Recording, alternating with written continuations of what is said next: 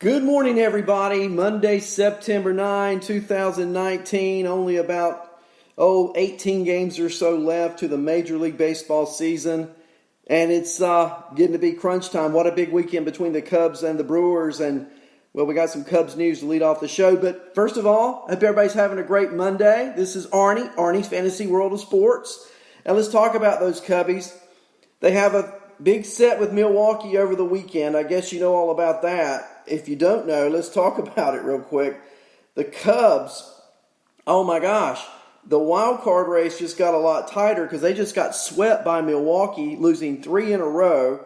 As we look at the National League wild card standings this morning, Washington has the first spot. That's a cinch. Washington is a cinch. And Scherzer yesterday, back on his A game. Not only did Scherzer pitch great yesterday, okay, but he also gets a hit. And when Scherzer can not only pitch, but pick up at bats, he went 6 innings, gave up only 2 hits, 1 earned run, 9 strikeouts. I think it's safe to go out on a limb and say that Max Scherzer is back. And I think it's safe to say that his back is back. No problems yesterday against Atlanta. He did give up a home run. The National Bats, they woke up in a big way a few weeks ago, and they've stayed awake. Adam Eaton back in the lineup, hitting .287, 2 for 4 yesterday. How about the acquired Asdrubal Cabrera? Went 4 for 5 yesterday. It's always seemingly a different bat, a different day. The Nats continue to win. They increased their lead by beating the Braves yesterday in the division, in the wild card. The division, not so much. The Braves lead the Nationals by 9 games. They've won 9 out of 10. That broke Atlanta's winning streak yesterday. It just took a Scherzer to do it, huh? So Atlanta's safe in the East. Washington's safe in the wild card. And now let's talk about the Cubs. Because I think it's worthy of some discussion when you look at the dynamics of their team. And that's what I want to spend the 30 minutes or so on this morning, is talking about the wild card races. Because I think that's where the interest and intrigue is. And in fantasy, that's where we want to be pulling players. Who is competing at the highest level right now? And you look at the standings in the wild card. The Nationals lead the Cubs by 3 games. The Cubs lead Arizona for the second wild card by 1.5 games. And by 2 games over Milwaukee and Philadelphia. So you have, in essence, 4 teams fighting for 1 spot, and they're all within 2 games of one another. So, what happened to the Cubs over the weekend? Well, that's where I want to go. A lot of you know already, Javier Baez, a sprained thumb. He has a hand injury, so he's out for some time. So Addison Russell comes in yesterday, a shortstop by trade, and he's hit in the helmet by a 94-mile-per-hour fastball in the game at Miller Park. He stayed in the game momentarily, went around the bases, but then came out. And now it's found out that Baez has a hairline fracture in his left thumb. Russell's out for concussion protocol. Who knows what else? And so David Bote, not a shortstop by trade, he will become a shortstop by necessity. He's going to be in the lineup. He went in yesterday. We don't know anything about Baez when we can expect him back. Russell sustaining a nasal contusion, a bruised nose, concussion protocol. That could be several games. So now the Cubs struggling. Yeah, they're struggling. They've got to regroup. They've got to pull it together. And they've got to come up with a way to win. And they've got 19, 20 games to do it. That's it. So we'll keep our eye on that one. The Cubs, the wild card, the American League wild card. And I told you this for the last 2 weeks. I told you it looked like we were coming down to Oakland, Tampa, and Cleveland. And I wouldn't be surprised if Cleveland was the team out. Now, I told you that. Go back and listen to my former podcast. You'll find out that is factual. Well, right now, that's the way it's looking. Tampa leads the wild card. They lead Oakland by 1 game. They have the same number of losses. Tampa Bay, 86-59. Oakland, 84-59. Tampa's won 9 of 10 and 5 in a row. Oakland's won 7 of 10 and 2 in a row. And then there's Cleveland. A game and a half now out of the second wild card. They've lost 6 of 10. And the problem with Cleveland, I've thought it all along, not only are the bats questionable, their closer has been questionable of late. Oakland and Tampa just seem to have it on a roll. I think they're going to be your teams going to the playoffs, and I think Cleveland will be odd man out. So let's look at some headlines in Major League Baseball. Dave Dombrowski, general manager or former general manager of the Boston Red Sox, early this morning, right after midnight, they've parted ways with Dave Dombrowski in Boston. So, not sure what we can make of that. Here's what I do know. I do know the Red Sox are strapped financially, trying to make it under the threshold level. I do know that Mookie Betts is a free agent after next year. I do know that J.D. Martinez can opt out of a contract. Not sure that he will, but he could. The Red Sox simply spent their wagon wheel load last year trying to signing 3 pitchers. Check this out. They signed Nathan Eovaldi to 4 years, $68 million. They have Chris Sale under a $145 million contract. They have David Price locked up. Those 3 contracts, $75 million. That's right. And so the Red Sox, they're strapped. Did you hear about the kid yesterday at the Royals-Marlins game in Miami? Martin Prado slaps a foul ball down the right field line. A kid catches it. Same at bat. Prado, another foul ball down the right field line, which the same kid caught. 2 foul balls with the same at bat in the same game. I mean, what's the chances? That kid needs to buy a lottery ticket, don't you think? Wow. The Yankees, the 2018 New York Yankees hit more home runs than any other team in Major League Baseball. 267. And that mark stood for less than 12 months. Now, the Twins had 276.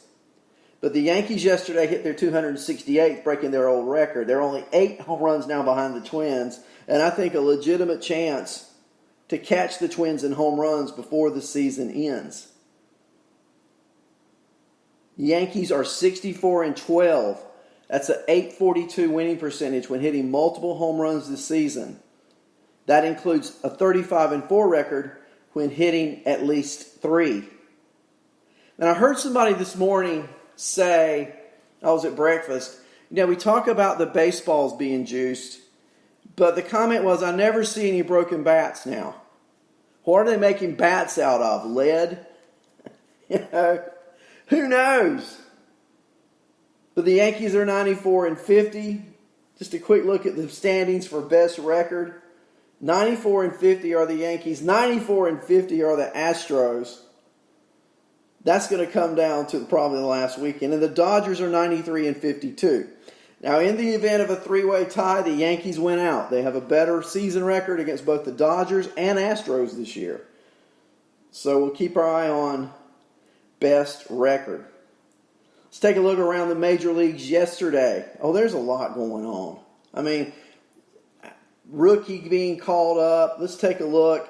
We've talked about all year different pitchers being Cy Young Award winners in the National League. Well, has anybody thought about Jack Flaherty? Because has there been a hotter pitcher since August 1st than Mr. Flaherty? We talked about him at length weeks gone by. His last 2 outings, I got to give you these numbers. His last 2 outings, both September starts, he's had 16 innings pitched, 6 hits, 2 walks, 18 strikeouts, and no earned runs. That's right.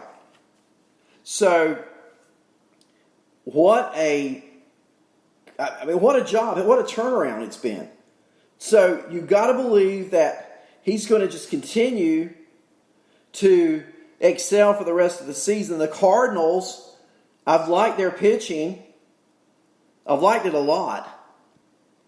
The Dodgers yesterday, speaking of teams with best records a moment ago, after finishing up with our Jack Flaherty endorsement for Cy Young, they played the Giants yesterday. Urias started. He was an opener, 2 innings, 4 strikeouts, no walks.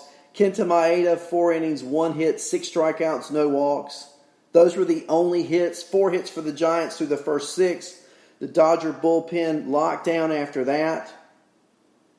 How about this Beatty kid for Los Angeles? Have you paid any attention to him in fantasy? He's playing almost every day as Matt Beatty. He's hitting 286. He's got an 835 OPS, 9 homers, 45 RBIs. He plays all around the field. The Dodgers just seem to keep finding them, don't they? Now Lux, he's fallen on some hard times. He's still playing. He's played second base yesterday, 0 for 2. He's hitting 150, though. A rookie is a rookie is a rookie, right, Lenny? Even when you're as good as Gavin Lux.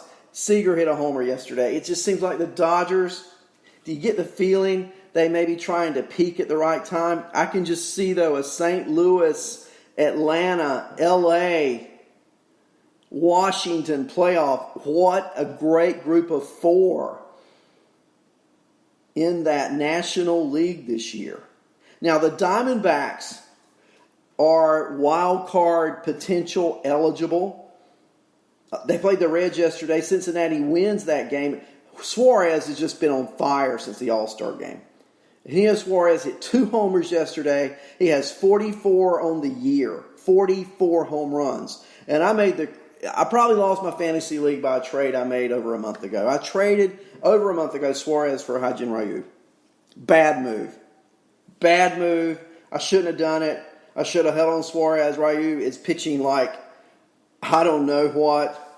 Certainly not well. And Ryu has been carrying the Reds. Big loss for the Diamondbacks. But Marte continues to hit. He hit his 32nd home run yesterday in the 5th inning off this Scalfini with 1 on and 1 out. He's now hitting .330 on the year with those 32 homers.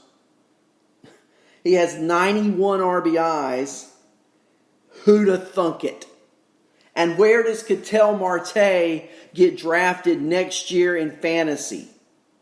Is he a second rounder?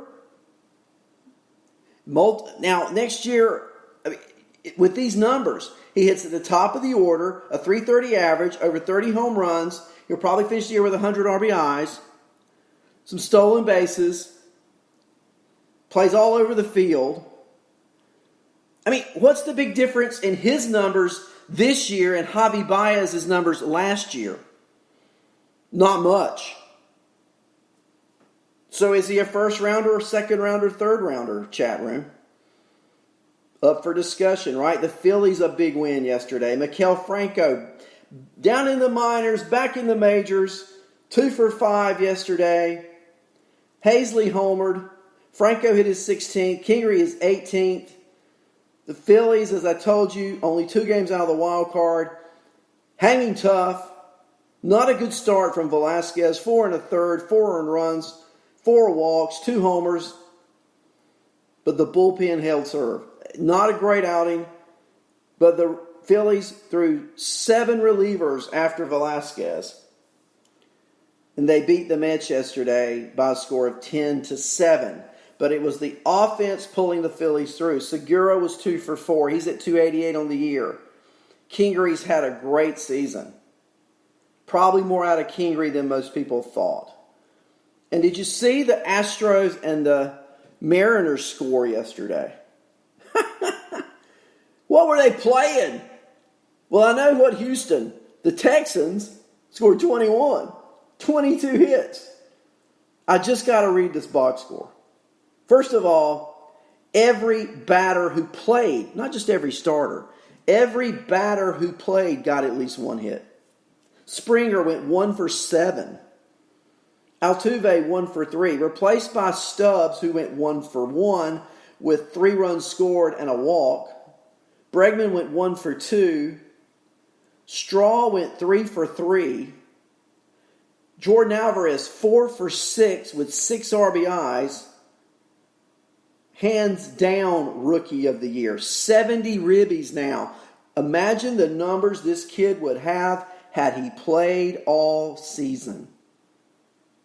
Diaz 2 for 4, 2 RBIs. Tucker, yeah, Kyle Tucker, the ghost that is, 2 for 5, 3 RBIs, limited at bats, but now he's hitting .316. Toro 2 for 5, Maldonado 2 for 5, and Marisnik 3 for 6. Look at this team batting average. 47 at bats, 22 hits, 19 RBIs, 7 walks.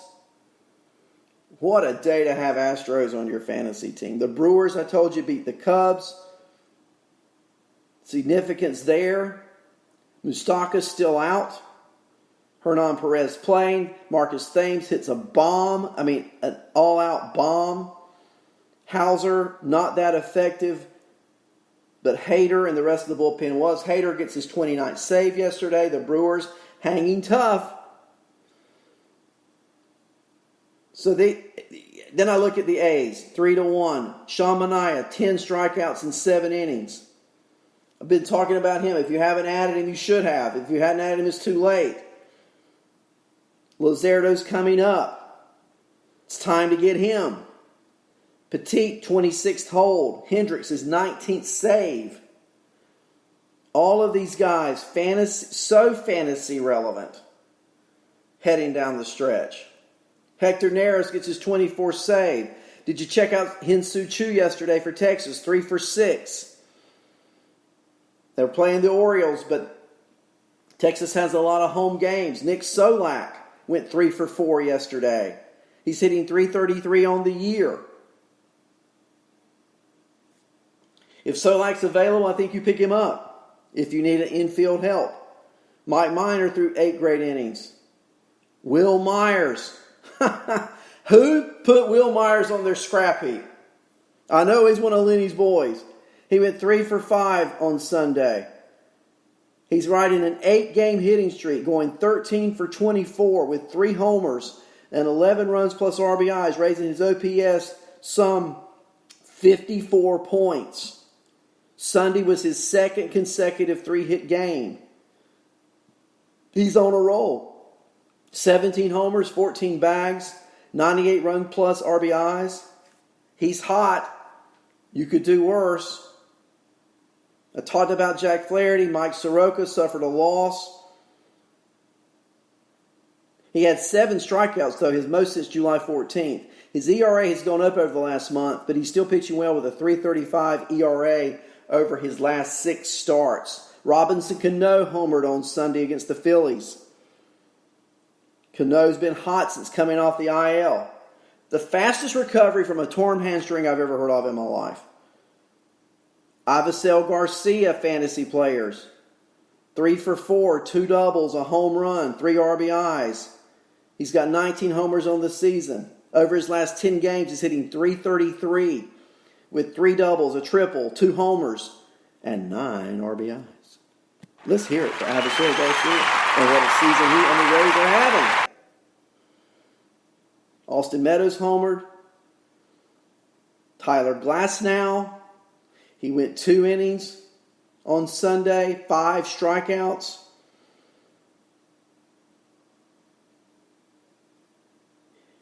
Not recommending him for a fantasy option.